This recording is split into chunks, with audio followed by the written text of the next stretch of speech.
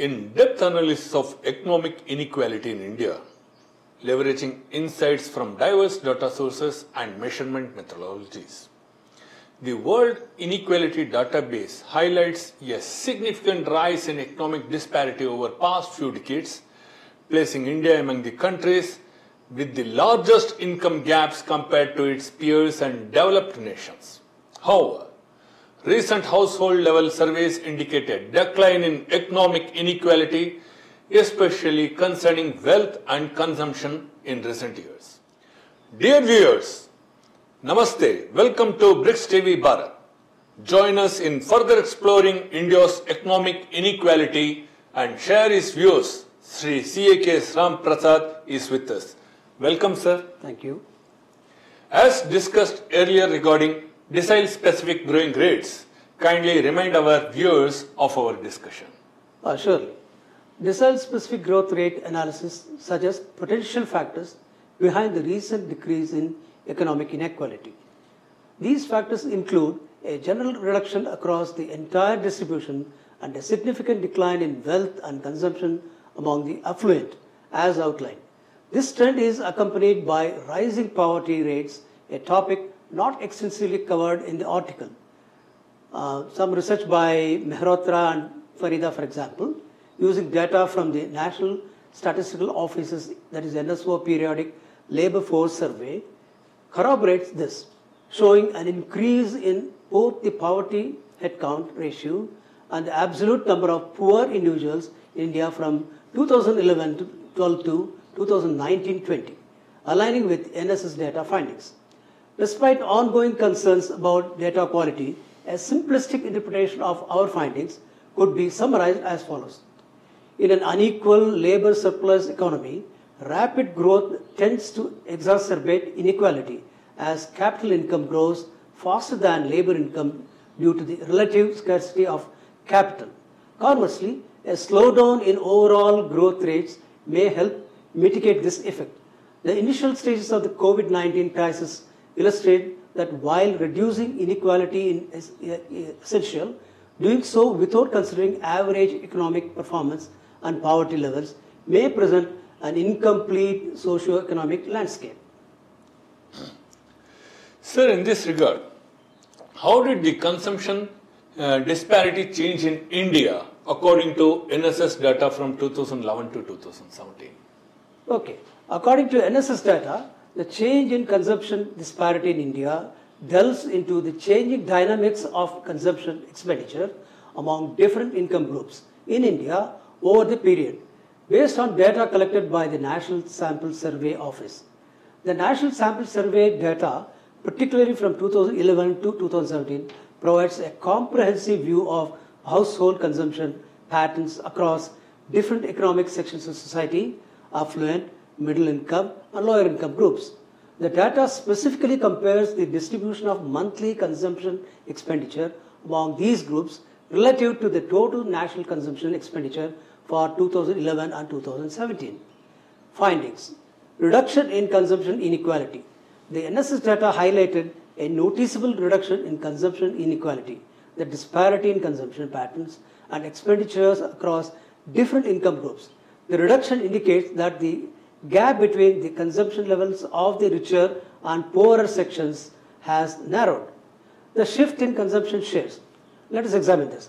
According to the data, the wealthiest decreased the proportion of consumption expenditure, specifically the top 5% and top 10% of earners, which suggests that their dominance in total consumption expenditure has lessened over the years. On the other hand, the consumption share of the lower 50% of the income distribution saw an increase encompassing the lower 50% of earners. This group began consuming a larger share of the overall consumption pie, indicative of a potential increase in their economic well-being or a relative improvement in their consumption capacity. Let us take economic implications. Such changes in consumption patterns could imply several things. For the affluent, a reduction in consumption might suggest a shift towards saving or investing, or it could indicate a saturation in their consumption needs.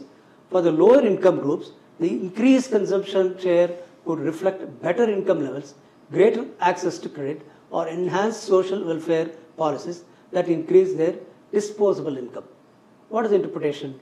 As per the NSS data from 2011 to 2017, the reduction in consumption disparity suggests a positive trend towards economic equality, at least from the perspective of how consumption is distributed across different income groups, which could be seen as a result of economic policies aimed at uplifting lower income groups, possibly including more effective redistribution mechanisms, subsidies, or improvements in wage conditions across sectors that predominantly employ lower income groups. Moreover, this trend is significant because consumption expenditure is a critical component of economic growth and stability. It reflects not only the ability of households to spend, but also their confidence in their financial future. Therefore, a more equitable distribution of consumption expenditure can lead to a more stable and inclusive economic growth pattern, which could benefit the overall economy. Thank you, sir. In summary, the NSS data from 2011 to 2017 shows a promising decrease in consumption inequality in India, marking a shift towards a more balanced economic structure where the benefits of growth are more equitably shared across various income groups. Sir, in this regard, the viewers would like to know what trends in consumption expenditure growth rates were observed in the CPHS data from 2014 to 2019. Yeah, the trends in consumption expenditure growth rates observed in the Consumer Pyramids Household Survey data focus on the changes in consumption patterns across different income segments in India during this frame based on the information conducted by the Center for Monitoring the Indian Economic and CPHS. The CPHS data provides detailed insights into household consumption across India, capturing trends and shifts in expenditure among different economic segments. The data set is crucial for understanding how economic behavior and living standards have evolved in India's dynamic economic landscape. What are the key findings? Growth in consumption expenditure. The data from 2014 to 2019 showed that all population segments experienced growth in monthly per capita consumption expenditure, which indicates a general improvement in living standards and economic capability across the board. Higher growth among lower income households. Lower income households recorded the highest growth rates in their consumption expenditure.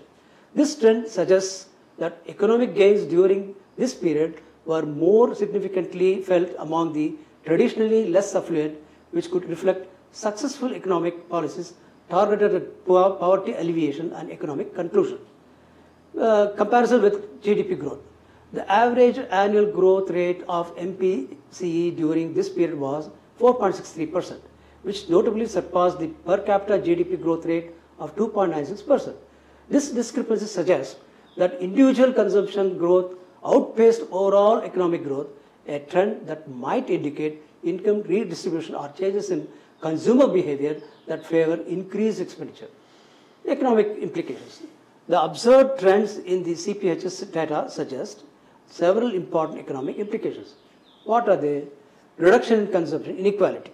The fact that lower income groups saw higher growth rates in consumption can be interpreted as a sign of decreasing consumption inequality, which is a positive development, as it indicates that economic progress is becoming more inclusive, allowing poorer segments of the society to improve their living standards at a faster rate than before. Resilience and consumer confidence, higher consumption growth rates, especially outpacing GDP growth. This reflects resilience in consumer confidence and might indicate that households felt secure enough in their financial positions to increase spending, which is critical for sustaining demand within the economy and supporting overall economic stability. Policy effectiveness. The trends could also reflect the effectiveness of government policies that boost consumption among lower and middle income groups, such as direct transfer schemes, subsidies, and other social welfare programs designed to increase disposable income. Thank you, sir. So, we conclude that these insights are critical for guiding future policy making and understanding the broader macroeconomic development in India during this period. Sir, How did the COVID-19 pandemic affect consumption inequality in India? Interesting. The COVID-19 pandemic affects consumption inequality. It explores the impact of the global health crisis on the distribution of consumption among different income groups within India, particularly focusing on changes during the initial phase of the pandemic, including lockdown measures. Okay. Context to the pandemic's compact. The COVID-19 pandemic brought about unprecedented public health challenges and economic disruptions worldwide. In India, the government implemented several lockdown measures to curb the spread of the virus, which had significant ripple effects on the economy and individual households. True. Analysis using CPHS data, the analysis of the shifts in consumption during the pandemic is based on India from the data from the Consumer Pyramids Household Survey, which provides insights into the household consumption across different income groups before and during the pandemic. What are the key findings? Shifts in consumption shades. The data from December 2019, that is pre-pandemic, and August 2020, that is during the pandemic, shows a notable change in the consumption distribution. The bottom 50% of households experienced an increase in their consumption share by approximately 1 percentage point, which suggests that despite the economic downturn, lower income households either managed to maintain or slightly increase their share of total consumption expenditure. Great. Decrease in consumption for higher income groups. Let us examine this. Conversely, the top 10% of income earners saw a decrease in their consumption share. This decline could be attributed to reduced discretionary spending due to economic uncertainty and the impact of lockdowns on higher income activities, which often involve more discretionary spending. Overall consumption contraction. The average consumption expenditure across all income deciles contracted by 16.8%. This significant decrease reflects the broad economic slowdown caused by the pandemic affecting the groups, but with the wealthiest deciles experienced the most substantial declines. Economic and social implications. The observed data indicates a further narrowing of consumption's inequality during the pandemic. Several factors might explain this shift. What are the factors? Let us examine. The economic support measures. Government interventions such as direct cash transfers, food ratios, and food rations and other social support may have helped sustain consumption levels among the lower income groups. Change spending patterns. The pandemic altered typical spending patterns with reduced opportunities for travel, dining out, and other leisure activities, which disproportionately affected the consumption habits of wealthier households. Economic resilience of basic needs. Lower income households typically dedicate a greater portion of their income to essential needs, which are less subject to economic fluctuations compared to discretionary spending, which is more common among higher income groups. Great. So, we understand from our discussion that the evolution of the pandemic's effect on consumption inequality in India shows a slight equity improvement despite an overall consumption contraction. Lower income groups maintained or increased their consumption share relative to higher income groups, likely due to the government support and the essential nature of their consumption, highlighting the impact on targeted economic policies in addressing economic inequality during global crisis. Sir, further in our discussion, we would like to know what are the limitations of the data used in analyzing consumption inequality and how might this affect the findings. Okay. The important concerns regarding the reliability and comprehensiveness of database sets employed in such studies, particularly in the context of the Consumer Pyramids Household Survey, what is called CPHS data. Limitations of this data. Sample representation, as highlighted by critics, one of the primary limitations of the CPHS data is its potential bias due to the underrepresentation of lower income and marginalized groups. Since the survey methodology and sample selection might skew towards more affluent households, this could lead to an underestimation of consumption at the lower end of the income spectrum. Temporal and geographic coverage. The periodic nature of data collection and its varying geographic coverages could also impact the accuracy and relevance of the findings. Changes in consumption patterns may not be uniformly captured across all regions or during significant events, leading to potential gaps in the analysis. Correct. Data collection methodologies. The methodologies used for collecting household consumption data can vary, affecting the comparability and consistency of the information gathered over different periods or across different studies. For instance, self-reported data might be influenced by respondents' biases or inaccuracies in recalling expenditure details. True. Economic and social changes. Rapid economic and social changes, such as those introduced by policy shifts, market dynamics, or crises like the COVID-19 pandemic, for instance, might not be immediately reflected in the data. This delay can lead to outdated or misleading interpretations of the data is not frequently updated. You are right. So, impact on findings, underestimation of poverty and inequality. The potential underrepresentation of lower income households could lead to underestimating both poverty levels and the extent of consumption inequality. It might result in overly optimistic interpretations of economic conditions and policy impacts, obscuring the real challenges faced by the poorer sections of society. Let us take into consideration this policy and decision-making process. Flawed data can lead to misguided policy decisions. Suppose policymakers rely on incomplete or biased data that does not accurately reflect the consumption economic realities of the broader population. In that case, policies designed to reduce inequality and support economic growth may not be effectively targeted. True, sir. Research analysis quality. Economic research and analysis quality depend heavily on data quality.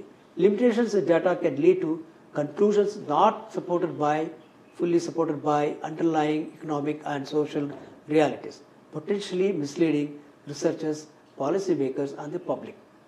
Thank you, sir, for all the insightful information. Before we conclude our discussion on economic disparity in India, how does the observed reduction in consumption inequality align with the broader economic inequality and poverty trends in India? Okay, sir. For this, we have to discuss like this. In this regard, we need to understand the relationship between the decreasing consumption disparity and the overall economic inequality and poverty trends within the country. What are the factors?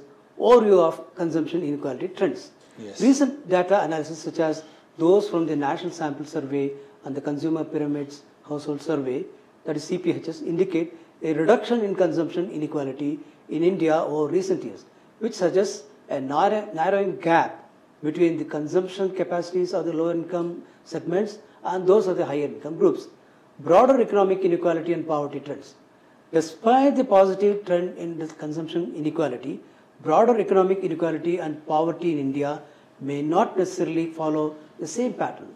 Key indicators and studies, including those by the National Statistical Office and various academic researchers, suggest that economic inequality in wealth and income may still be very pronounced and in some areas worsening. Income inequality. While consumption among different income groups may become equal, income inequality remains a significant issue. Income disparities are often driven by differences in wages, capital income, and access to economic opportunities, which might not be fully mitigated by the redistribution seen in consumption. True. Poverty rates. Yes. The reports and studies have shown an increase in the poverty headcount ratio in recent years.